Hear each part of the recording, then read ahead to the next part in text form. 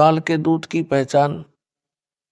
जिस समय जोगजीत रूप में आए परमेश्वर कबीर जी से काल ज्योति निरंजन ने विवाद किया था, तब काल ने कहा था कि आप एक सच्चा कबीर पंथ चलाओगे, उससे पहले मैं 12 पंथ चलाऊंगा, 12 अपने यानी काल दूत भेजूंगा, जो सत्संग में तो तेरी वाणी यानी साखियों शब्दों चौपाइयों आदि बोलेंगे, परंतु उनका अर्थ गलत बनाकर सारी जनता को गुमराह करेंगे। उन 12 पंथों के पश्चात और अनेकों पंथ अपने दूत भेजकर चलाऊंगा, सब जीवों को भरमाऊंगा। उन काल के चलाए पंथों के गुरुजन वर्तमान तक कबीर जी की वाणियों का गलत अर्थ करके जनता को भ्रमित कर रहे हैं। संजय दिल्ली भी यही कर रहा है।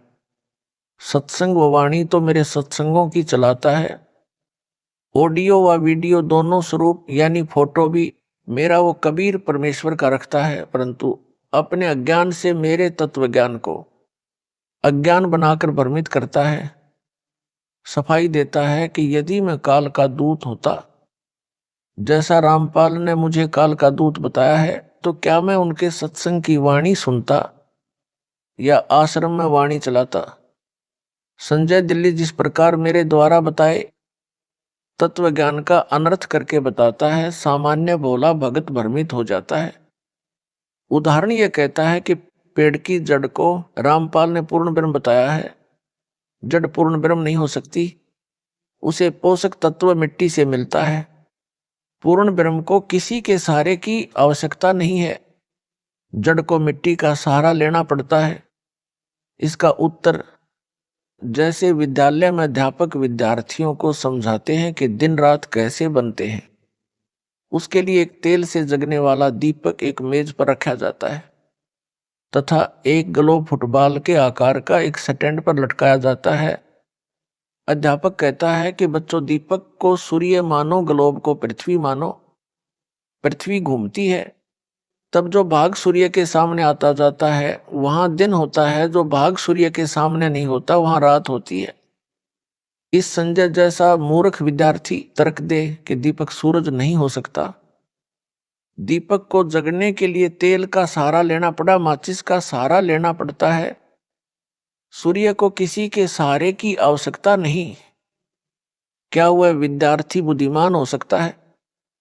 क्या वे उसके साथी जो उसके ऐसे तर्कों को सुनकर उसकी बातों तर्कों को सही मानते हैं, वे बुद्धिमान हो सकते हैं? दोनों मूर्ख हैं। यह तो एक उदाहरण है। ऐसा तर्क देना ही मूर्खता का परिचय देता है। ऐसे ही गीता अध्याय 15 के श्लोक नंबर 1, 4 तथा 16, 17 में वृक्ष का उदाहरण देकर सृष्टि की वह समर्थ परमेश्वर तथा सब देवताओं की स्थिति समझाई है। पाठकों, इसका खंडन इसी पत्र में विस्तार पूर्वक आगे भी किया है, कृपया वहां पढ़े। आपको पता चलेगा यह कितना विद्वान है और कितनी बकवास बकता है। भक्तों को विचार करना चाहिए कि जब गुरु जी ने गुरुद्रोही घोषित कर दिया तो वह कुछ भी सफाई देता रहे, नहीं मानना चाहिए। यदि वह सच्चा सुच्चा होता तो दास उसे क्यों दिल से उतारता, क्यों उसे गुरुद्रोही घोषित करता। माली का पौधा खराब हो जाए तो उसे जड़ से उखाड़कर फेंक देता है। उसे कष्ट बहुत होता है, परंतु और कोई विकल्प नहीं बचा था। सब दवाई व खाद डाला, परंतु व्यर्थ रहा। जैसे सेब विक्रेता की टोकरी भरी सेबों में से एक सेब दागी हो जाती है तो वह उसे निकालकर कूड़े में डाल देता है। उस खराब सेब को सूअर खाते हैं। कितना पौष्टिक तथा महंगा फल यानी सेब था। सेब विक्रेता को दुख बहुत हुआ सेब खराब होने का तथा फेंकने का। यदि नहीं फेंकता तो अन्य सेबों को भी वह गंदी सेब गंदा कर देती। संजय दिल्ली के अपलक्षण हद से ज्यादा देखकर इसे संगत यानी टोकरी से निकालकर फेंका। इसने एक पवन नाम के भगत को भी खराब किया जो जयपुर का रहने वाला है। इन दोनों को टोकरी से निकालकर फेंकना पड़ा। दास को दुख तो बहुत हुआ, परंतु विवश होकर यह कदम उठाना पड़ा। कबीर गुरु के दिल से उतरे, वह नाम बिहुना होए। जाको काल घसीट ही राख सके ना कोई। मानुष जन्म पाए कर खोए, गुरु विमुखा जुग जुग रोवे। गुरु से करे कपट चतुराई, सो हंसा भाव भर में आई। गुरु से कपट शिष्य जो राख है, यमराजा के मुख दर्चाक है। तो आइए देखते हैं मुक्ति बोध पुस्तक के पेज नंबर 129 से साखी पतिव्रता के अंक की वाणी नंबर 9 से 20 का सरलार्थ। सरलार्थ पूर्व में किया गया है वैसा ही है। भावार्थ है कि जो भक्त पूर्ण परमात्मा को सच्चे भाव से याद करता है यानी भक्ति करता है तो जगदीश उसके साथ रहता है, उसकी सहायता करता है। वास्तव में परमात्मा निराकार यानी मानव स्वरूप है। 20वें का अर्थ है पूर्ण रूप से, यानी 20वें का एक पक्का बीघा होता है, वह पूर्ण माना जाता है। यहाँ पर उसी उपमा से परमात्मा को समर्थ कहा है। भेद धरना यानी दाढ़ी जटा यानी सिर पर बाल केश बढ़ाना। निहच्चे यानी विश्वास। भावार्थ यदि मेरी बातों पर विश्वास हो तो परमात्मा मिलेगा, यदि नहीं है तो साधु वेश बनाने का कोई लाभ नहीं है। निज यानी खास। निर्मला यानी निर्मल। परमात्मा वास्तव में पाक साफ है। सुन सरोवर यानी आकाश में सतलोक रूपी सरोवर है, उसमें सुख रूपी जल है। उस अनुपम यानी अद्भुत अर्श यानी आसमान में बने सतलोक में रात दिन लगन लगा। एक पार ब्रह्म यानी पूर्ण परमात्मा की जाति यानी लक्षण सब देवों से मिलते हैं, परंतु पूर्ण परमात्मा समर्थ है। जैसे नमक और बूरा के लक्षण मिलते जुलते होते हैं परंतु खाने में पता चलता है। आदि सनातन अगम सर्वोपरि अनाहत शाश्वत यानी अविनाशी है। परमात्मा दृढ़ भक्तों के साथ है। सहस 21 यानी दिन रात में मानव सामान्य विधि से 21,600 श्वास उपवास यानी दम श्वास लेता है। उन सबको परमात्मा के स्मरण में लगाएं। स्थिर करो का अर्थ है श्वास उस श्वास से नाम पर दृढ़ता से मन लगाओ। Page number 130। जैसे पक्षी उड़कर चलता है तो उसकी खोज किसी चिन्ह से नहीं हो सकती, अर्थात पक्षी अपने पीछे कोई निशान नहीं छोड़ता। जैसे मछली जल में कोई निशान बनाती हुई नहीं तैरती, इसी प्रकार प्रत्येक साधक भक्ति की शक्ति से उड़कर या जल की तरह चलकर सतलोक चला जाता है। अन्य व्यक्ति उसके मार्ग की खोज करके नहीं जा सकता, उसे भी भक्ति करके शक्ति रूपी पंख लगवाने पड़ेंगे। मन रूपी मछली को दिल रूपी दरिया में यानी हृदय से लगन लगा। भक्ति करके उस अविगत यानी अव्यक्त परमात्मा की लहर यानी अनंत सुख को देखो। अलल पंख की जानकारी गुरुदेव के अंग के सरलार्थ में वाणी नंबर 1 के सरलार्थ में विस्तार से बताई है। चिकला माने पक्षी का नवजात बच्चा जिसको पंख नहीं लगी हो। भावार्थ है कि जो भक्त अंश है वह भक्ति उस भाव से करता है जैसे अलल पक्षी का बच्चा अपना ध्यान आसपास मन में लगाए रहता है। उसकी आत्मा में यह समाया होता है कि तेरा परिवार ऊपर है। जब तक वह उड़ने योग्य नहीं होता तो अन्य पक्षियों के साथ रल मिलकर रहता है, परंतु युवा होते ही उड़कर ऊपर अपने माता पिता के पास चला जाता है। इसी प्रकार तत्व ज्ञान प्राप्त भक्तों को 100% विश्वास होता है कि अपना ठिकाना सतलोक में है। वही चिकला यानी भक्ति प्रारंभ करने वाला भक्त भक्ति पूरी करके निर्बाध सतलोक वाले घर को प्राप्त करेगा। संसार शिकल बिकल यानी चंचल है, कभी भक्ति करने लगता है कभी छोड़ देता है, परंतु पूर्ण विश्वासी भक्त स्थिर यानी भक्ति पर दृढ़ रहता है। वह आकाश में परमात्मा में धुनी लगन स्थिर टिकाकर लगाता है। लोहा पारस पत्थर के साथ मिलकर सवर्ण हो जाता है, परंतु यह मन संतों के साथ रहकर भी गुण ग्रहण नहीं करता यानी साधु नहीं बनता। मन तो युगों युगों का कुटिल दुष्ट है। जिंद माने किसी गलत आदत से चिपक गया तो त्यागता नहीं। जिद एक प्रेत होता है जो किसी को चिपक जाता है तो पीछा नहीं छोड़ता, केवल पूर्ण संत से डरता है। यह मन तो उस जिंद भूत से भी बुरा है। दृढ़ भक्त तो अपने मनोरथ यानी उद्देश्य पर बंधा यानी दृढ़ रहता है। 12 बानी यानी पूर्ण रूपेण ब्रह्म यानी प्रभु है, यानी वास्तव परमात्मा तो पूर्ण ब्रह्म है। सहस यानी सहसन यानी 1000। कला यानी शक्ति वाला। कल यानी धूत यानी प्रभु तो काल है। दृढ़ भगत हर समय अपने मन को संयुत यानी संयम करके पूर्ण परमात्मा में रखता है।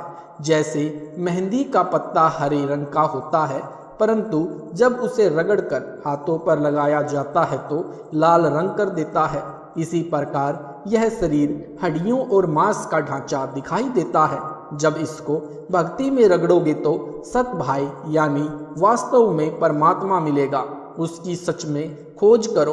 वाणी नंबर 21 से 30 का सरलार्थ। बिना नदी के जहाँ पर मेंढक है तथा पर्वत की बिना मोर रहता है। Page number 131।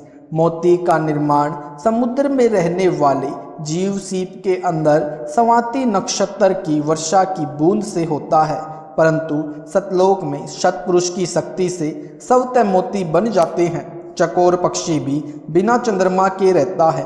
भावार्थ है कि सतलोक में सर्व व्यवस्था परमेश्वर जी की कृपा से ही होती है, जो आश्चर्य की बात है, परंतु सतलोक में सामान्य बात है। सतलोक में बिन बाग के कोयल है, यानी कोयल की आवाज अपने आप होती है। ऐसा नहीं है कि सतलोक में बाग नहीं है, परंतु जहाँ बाग नहीं है वहाँ भी कोयल जैसी सुरीली आवाज सुनने को मिलती है। बिजली जैसी चमक यानी आकाशीय बिजली चमकती है तो वह बादलों के टकराने से गरज के साथ चमकती है। सतलोक में ऐसी झिलमिल तथा बादल वाली गर्जना कुछ स्थानों पर सदैव होती रहती है, वह बिना बादलों के होती है। सतलोक में बसंत के सुहावने मौसम के लिए फाल्गुन महीने की प्रतीक्षा नहीं करनी पड़ती, वहाँ सदैव बसंत जैसा सुहावना मौसम रहता है। यह परमेश्वरीय शक्ति का कमाल है। दस्त यानी हाथ भौरा जो काला भूंड जैसा होता है, फूलों पर बैठकर सुगंध लेता है। बेली यानी बेल यानी लता, पुष्प यानी पुष्प या फूल, पग यानी पैर, पंत यानी मार्ग, चौर यानी चंवर जो गाय की दुम जैसे बालों वाला होता है, जो संतों तथा सदग्रंथों के ऊपर हाथ से चलाया जाता है, वह सतलोक में बिना हाथ के अपने आप चलता रहता है। आसन यानी बैठने के लिए कपड़ा, गद्दा या कुर्सी को आसन कहते हैं। सतलोक में बिना जीभ के भी बोल सकते हैं, जैसे आकाशवाणी होती है। मंदिर यानी महल, देहरा यानी देवालय जिसमें परमेश्वर रहते हैं। इन वाणियों में सतलोक में अनहोनी लीलाओं का ज्ञान है। वैसे वहाँ पर स्थायी मकान है, बाग है, झरने बहते हैं। अंग यानी शरीर जो 5 तत्व का है वह नहीं है, वहाँ पर अनूप यानी विचित्र शरीर है। दृष्टि यानी नजर, मुष्टि यानी विशेष ध्यान से देखने की कोशिश। दृष्टि तो सामान्य नजर होती है, जो नजर गड़ाकर ध्यान से देखे वह मुष्टि कही जाती है। रहत यानी बिना, सेव यानी पूजा। भावार्थ है कि उस परमात्मा को आत्मा की आंखों से देखा जाता है, चरम दृष्टि से नहीं। दुर्मति यानी बुरी नीयत से किया गया विचार। मंजारी यानी बिल्ली, सुवा यानी तोता, शुक यानी पिंजरा। भावार्थ है कि तोता अपने पिंजरे में रहता है तो उसको बिल्ली नहीं खा सकती। Page number 132। दुर्मति तो बिल्ली है, आत्मा तोता कहा है। यदि मर्यादा में रहकर भक्त चलता है तो उस पर किसी के दुर्विचारों का प्रभाव नहीं पड़ता।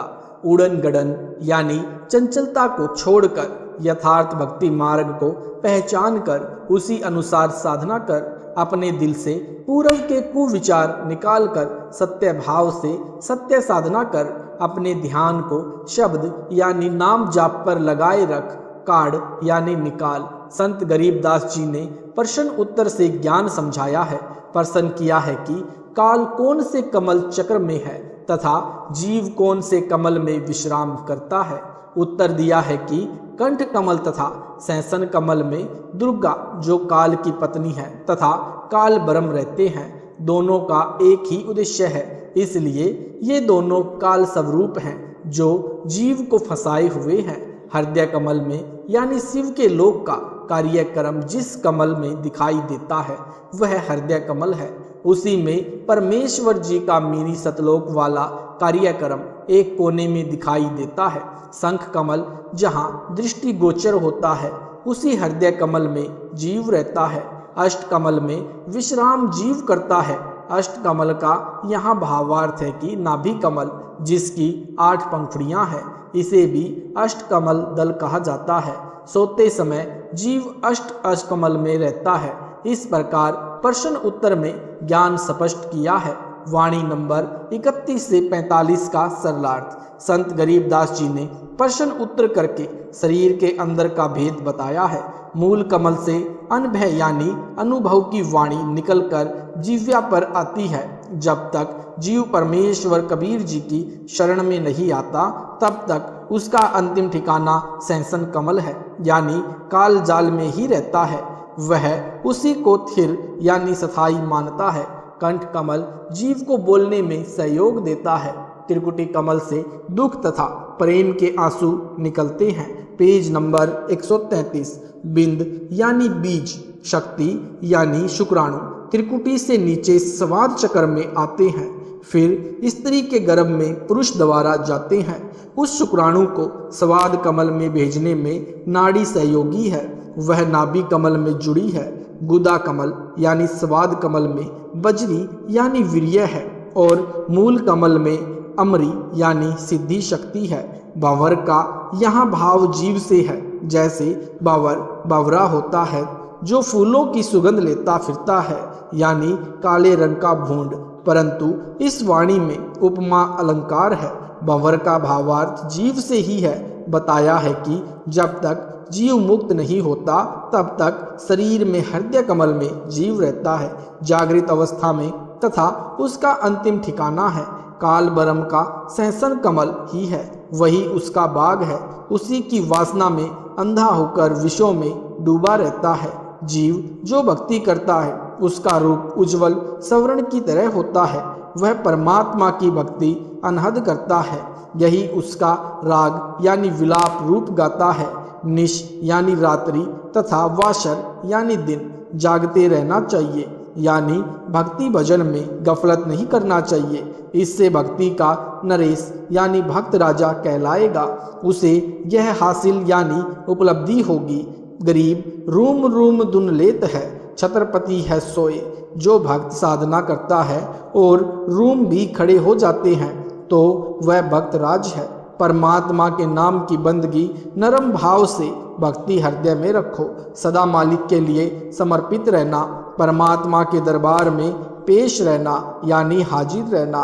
भावार्थ है कि परमात्मा के अतिरिक्त अन्य सब आशार लगेंगे। संत गरीबदास जी ने कहा है कि हे भक्त, नाम जाप में ध्यान यानी सुरती ऐसे लगा जैसे सिंहासन पर बैठकर शोभित होते हैं, यानी राजा लोग सिंहासन पर बैठकर अपने को सर्वोपरि तथा निर्भय समझते हैं।